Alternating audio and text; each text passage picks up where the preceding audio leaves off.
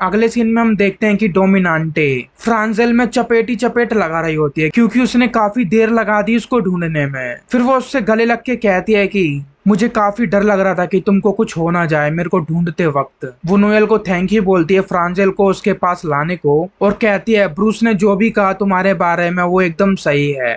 ये ब्रूस कौन है और उसने क्या कहा पता नहीं। चलो देखते हैं आगे चल के हमको कुछ पता चल जाए। आप लोगों में से किसी को पता है तो कमेंट सेक्शन में बताइए, हमको भी पता चले ये ब्रूस नाम का बंदा है कौन। वो आस्था से भी कहती है तुम आस्था होगे, मैंने तुम्हारे बारे में भी सुना है। उधर मैरियला भी होती है। आस्था कहता है तुम इधर क्या कर रही हो। वो कहती है मेरा मकसद किसी को चोट पहुंचाना नहीं है और वैसे भी एक लड़की अकेले क्या ही कर लेगी। आस्था कहता है तुमने अपने खुद के ही टीचर को किडनैप कर लिया था और तुमको लगता है कि हम तुम पर भरोसा करेंगे। वो कहती है मैं तुम्हारा बस इस्तेमाल कर रही हूँ। फिर वो बताती है कि मैंने जानबूझकर उनको ब्लैक बुल के बेस पे हमला करने को कहा ताकि तुम मैजिक नाइट उनसे निपट सको। एंड वो फ्रांजिल को एक मैप देती है जो उसने खुद बनाया है वहां से सेफली भागने का। आस्था और फ्रांजिल कहते हैं कि हमको समझ नहीं आ रहा है तुम ये सब क्यों कर रही हो। वो सबको साफ साफ बताती है कि जिस तरह से डोमिनांटे एंड फ्रांजिल थक गए हैं डायमंड किंगडम की उस ऑर्गेनाइजेशन के ऑर्डर मान मान के, उसी तरह से मैं भी तंग आ गई हूँ। एंड मेरे पास इतनी ताकत नहीं है, इतनी हिम्मत नहीं है कि मैं पूरी जिंदगी भर तक,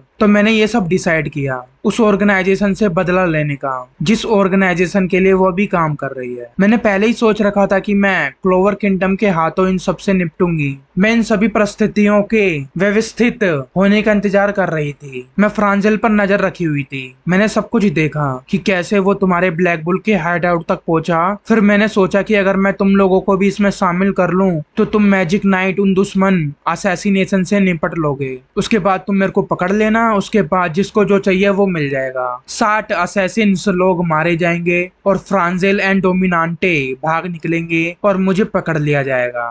फ्रांजिल कहता है तुमको पता है ना तुम क्या कर रही हो, तुमको पूरी जिंदगी भर तक की सजा हो सकती है। तुमने अभी तक जो किया उसके लिए एंड ऑर्गेनाइजेशन उसके बाद भी तुम तक पहुंच सकती है, भले ही तुम किसी की पकड़ में क्यों ना हो। मैरियला कहती है मुझे कोई भी सजा मंजूर है जब तक मेरी जिंदगी बख्श दी जाए। वो आस्ते से कहती है तुम्हें याद है ना जब तुमने कहा था कि तुमको अपनी जिंदगी जीने के लिए मकसद खुद ढूंढना होता है। वो वर्ड्स मेरे दिल को छू गए। मुझे कोई भी सजा मंजूर है अपने किए का प्रायश्चित करने के लिए। गैलियो सोचता है ये तो ब्लैक बुल मैजिक नाइट है, इनके रोब को देखकर पता चल रहा है मेरे को। क्या मैरियला को पता था और उसने जानबूझकर हमला करने का आदेश दिया हमको इन पे। फिर गैलियो मैरियला के पास पहुंच जाता है अपने स्पेशल मैजिक से। मैरियला कहती है तुम असैसिनेशन टीम के कमांडर हो, तुम ऐसे कैसे उनको छोड़ के आ सकते हो। वो कहता है और तुम उसको क्या कहोगी जो तुमने किया। तुमको मरने का इतना ही शौक है तो मैं ही तुमको मार देता हूँ। मैरियला सबको कहती है भागो यहाँ से, सब यहाँ से दूर चले जाओ। दिखने में ये ताकतवर नहीं लगता हो पर इसका स्पेशल मैजिक काफी ट्रिकी है, काफी परेशानी खड़ी कर सकता है। गैलियो मैरियला पे अपने स्पेशल मैजिक से हमला करता है। आस्था और फ्रांजिल उसके सामने आ जाते हैं।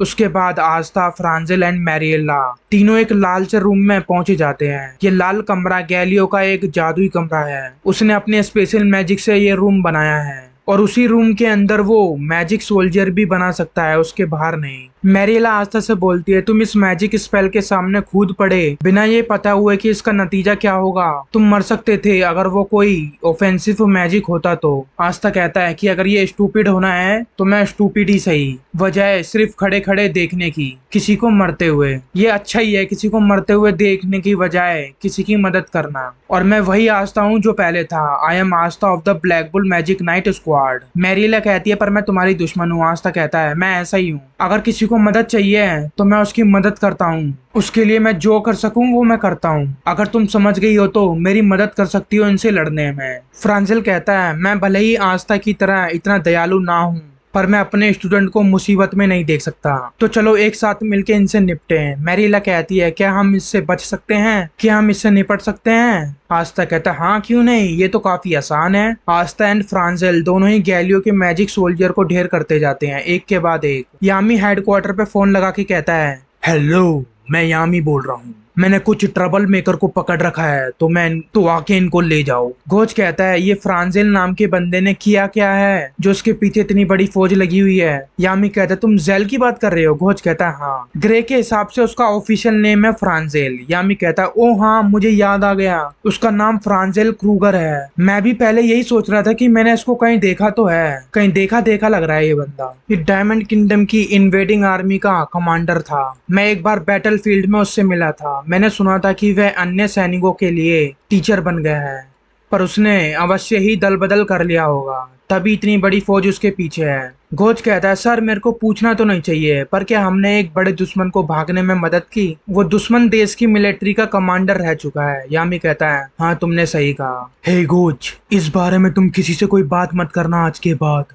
घोच कहता है ठीक है, मैं नहीं करूंगा अगर तुम मेरे को एक हफ्ते के लिए छुट्टी दे दो मैरी से मिलने के लिए। यामी कहता है तुमको उससे महीने में एक बार मिलना चाहिए। घोच कहता है मैं एक हफ्ते के 168 घंटे इस तरह से उसको घूरते हुए बिताऊंगा कि किसी को पता ही नहीं चलेगा। यामी कहता है यार तुमको सच में सीरियस इशू है। आस्था गैलियो को पकड़ लेता है। तो जिस मिस्टीरियस इंसिडेंट में ब्लैक बुल के हाइडआउट पे हमला हुआ था, वो इंसिडेंट का अब अंत हो जाता है। डोमिनांटी कहती है कि क्या हम लोगों का इस तरह से चले जाना सही होगा? फ्रांजिल कहता है कि अगर हम ऐसे ही अचानक गायब हो गए तो तुमको कई सारी परेशानियों का सामना करना पड़ेगा। आस्था कहता है कैप्टन यामी को कोई प्रॉब्लम नहीं होगी, तो दिक्कत वाली कोई बात नहीं है ना फिनरल? फिनरल कहता है हाँ, एंड मन में ही कहता है कि कुछ सही नहीं होगा। मेरे को ऐसा फीलिंग आ रहा है कि कुछ ना कुछ तो गड़बड़ होने वाला है। और क्या तुम दोनों श्योर हो कि इस बेकार सी पर्सनैलिटी वाली लड़की को अपने साथ ले जाना सही रहेगा? मैरियला कहती है कि मैंने ये बेकार सी पर्सनैलिटी अपने लिए नहीं चुनी, मैरियला की वजह से ही फ्रांजिल और डोमिनांटे मिल पाए।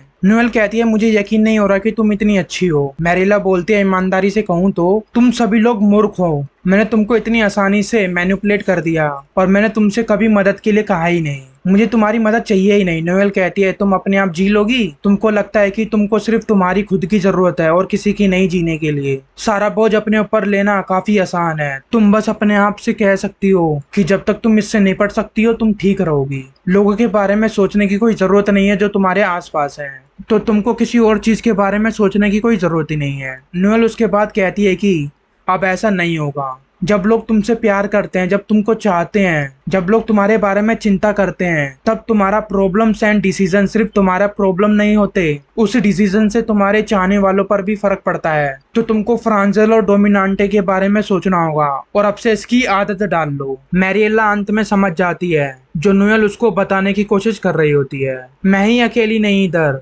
तुमको भी पर्सनैलिटी इशू है। नोएल कहते हैं मुझे कोई चिंता वगैरह नहीं हो रही है कि तुम क्या सोचती हो। फ्रांजिल रोने लगता है गुड बाय कहते हुए। आस्था कहता है ओए ओल्ड मैन, ये कोई समय नहीं रोने धोने का। तुमने ही तो कहा था कि समय अलग तरह से बीतता है। जो लोग कुछ करना चाहते हैं और उसको करने के लिए कोशिश करते हैं, तो ये कोई समय नहीं रोने धोने का। हम दोनों को अभी बहुत कुछ करना बाकी है। आस्था कहता है तुम डोमिनांटे को खुश रखो। फ्रांजिल कहता है जब सब कुछ सेटल हो जाएगा मैं तुमको चिट्ठियां लिखूंगा। और उसके बाद वो आस्था से पैसे मांगता है क्योंकि उसके पास जूते तक नहीं होते पहनने को। उसके सारे कपड़े वगैरह चोरी हो गए थे। आस्था कहता है मैंने तुमको बचाया ही क्यों यार।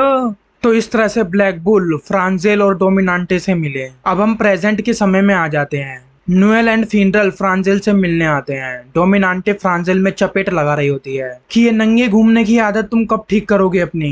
नोएल उनको बताती है कि आस्था के साथ ये हो गया है। डोमिनांटे कहती है कि आस्था बहुत कुछ सह रहा है अपनी उम्र के हिसाब से, अभी वो काफी यंग है। मैरियला कहती है कि उसकी हाइट और उसकी प्रॉब्लम एकदम इनवर्स प्रोपोर्शनल है, मतलब जितनी छोटी आस्था की हाइट है उतनी ही बड़ी उसकी प्रॉब्लम्स हैं। फ्रांजिल कहता है ओ तो एंशिएंट मैजिक। नोएल कहते हैं कि कोई तरीका है जिससे हम आस्था के हाथ ठीक कर सके।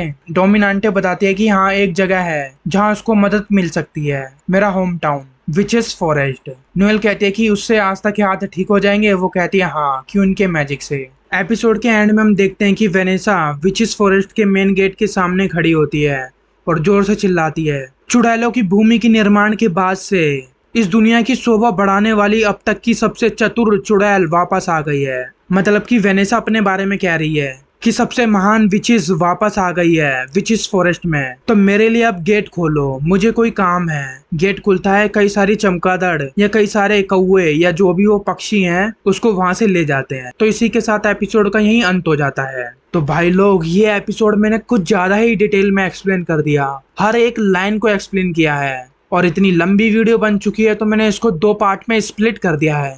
तो आई होप आप लोगों ने दोनों ही पार्ट देख लिए होंगे, और अगर नहीं देखा हो तो जाइए दोनों पार्ट को देख लीजिए। अभी मैं अपने स्टेट से बाहर गया हूँ, मैं दिल्ली में रहता हूँ, तो मैं दिल्ली के बाहर गया हूँ किसी काम के लिए, और 1 आध 2 महीने लग जाएंगे मुझे इस काम को पूरा करने में, जब तक के लिए वीडियोस नहीं आएंगी।